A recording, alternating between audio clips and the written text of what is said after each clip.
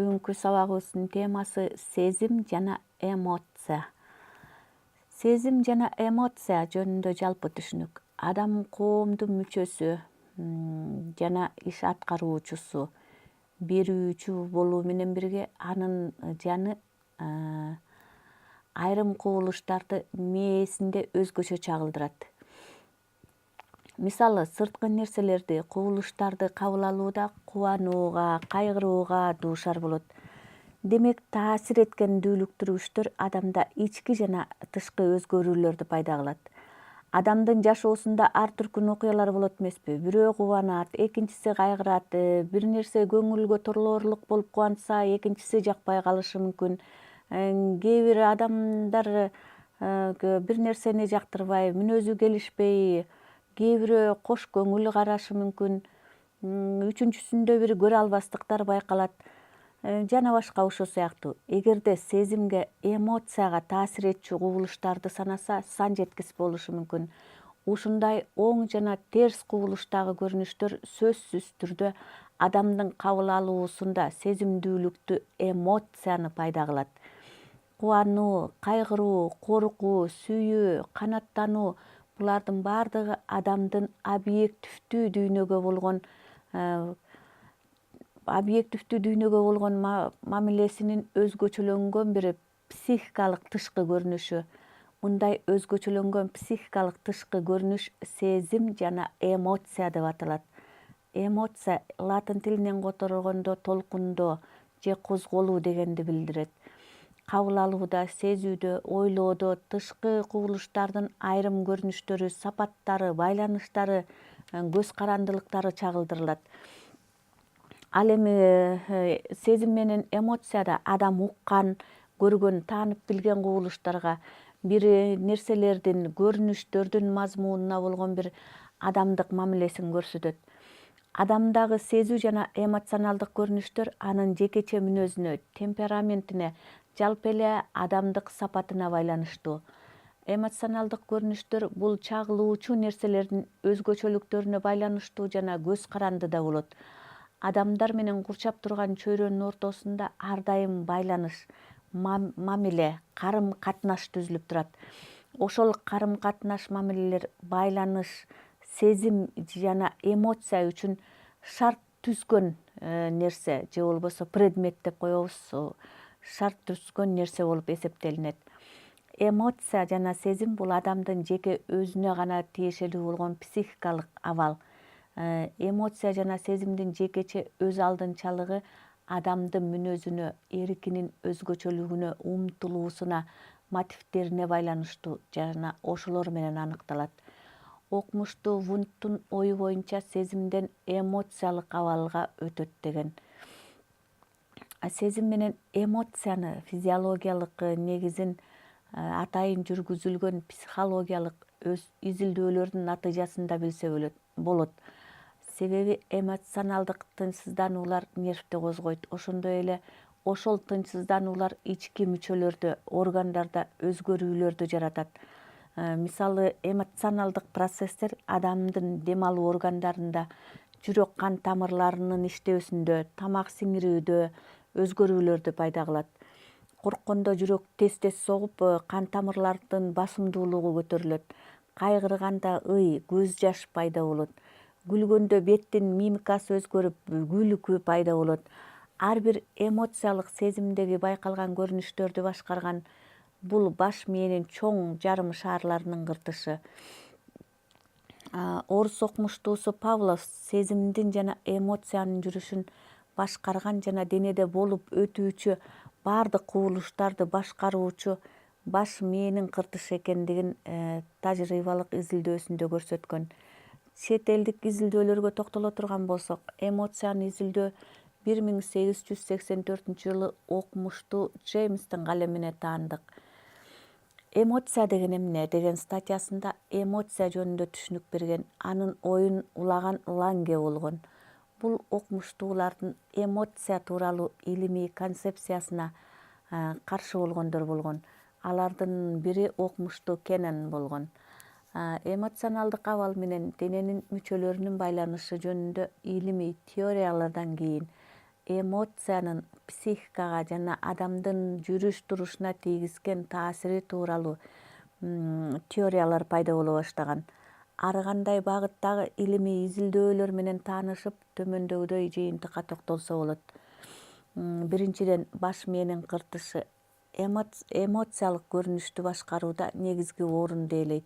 Эгерде мээнин кыртышы чектен чыккан абалда болсо, башкаруу начарлап, борбордук козголуу болуп, адам өзүн өзү кармана албай калат. Үчүнчүдөн, нервтик торможение дейбиз. Жүрөктүн начар иштешин, дем алуунун начарлашын, кыйналууну, алсыздыкты, кысылгандыкты пайда кылат. Бирок канчалык көп изилдөөлөр болсо дагы эмоция жана сезим тууралуу бирдей көз караштагы илимий чечимдер пайда боло элек. Эмоциянын пайда болушу жана анын адамдын жашоосуна тийгизген таасири тууралуу дагы көптөгөн ой пикирлер бар. Бала чактан баштап эле балада эмоционалдык сезим пайда боло баштайт. Анын себеби тамакка, уйкуга болгон канааттангандык же тескерисинче талаптар. Баштапкы этапта бул сезимдер тубаса реакция сыяктуу бир акысыз абалда болот. Бара бул сезим өсө баштайт.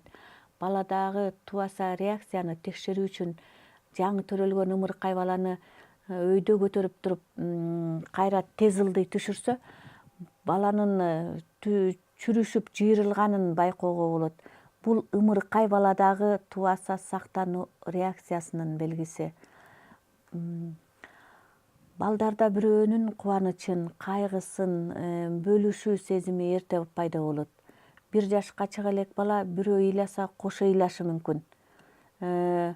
Ошондой эле 3 жаштагы бала көчөдөгү ит, мышыкты бирөө урса, урганда оорунун билбейсиңби деп бир ургандарга кыйкырып, бир балада өзүнчө бир алгачкы эмоциялык сезимдер, көрүнүштөр пайда болот. Экинчи этабы дейбиз, бул функционалдуулугу. Ойноп жаткан балага оюндун жыйынтыгы эмес, ал оюндун кыймылдуу иш аракетинин өнүгүшү кызыктыра баштайт.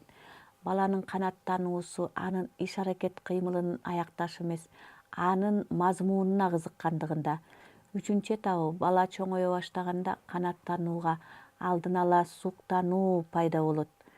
Баланын эмоциялык сезими оюн баштала электе эле пайда болот да, оюндун кыймылы, жыйынтыгы да анын кубануу, кайгыруу сезиминин маанилүү болбой, бала ойногонуна гана канааттанат.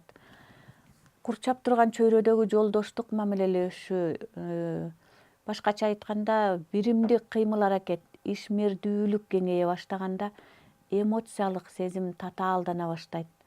Биз жогоруда мисал катары эмоция жана сезимдин пайда болуусу тууралуу кыскача айттык. Эми эксперименттик изилдөөлөрдө баш мээде ырахат алуу жана азап чегүү борборлору жайгашкандыгы байкалган. Бул борбордук байкалышы жаныбарлардын жана адамдын турмушунда эмоциянын мааниси чоң экендигин аныктайт. Эмоциялык кубулуштардын адамдын жашоосуна тийгизген терс таасирлери ден соолукту начарлатат. Экинчиден, эмоцияга бат алдырган адам коллектив арасында кадыр баркын жоготот. Үчүнчүдөн, адамдар менен мамиле түзө албай калат. Себеби билгендер андан оолак боло башташат. Ошондуктан адам эмоцияга тез алдырбоого өзүн өзү тарбиялоосу зарыл. Психологдор белгилеп кеткендей, жүрөктүн иштеши коркуудан, бөйрөк ачуулануудан, каардангандан, ашказан апатиялуу бир басымдуулукта болуудан, стресс, аффективдүү кыймылдар адамды оорукчан, ишке жараксыз абалга алып келет. Эмоция жана сезимдин сигналдык жана башкаруучулук функцияларына төмөндөгүлөр кирет.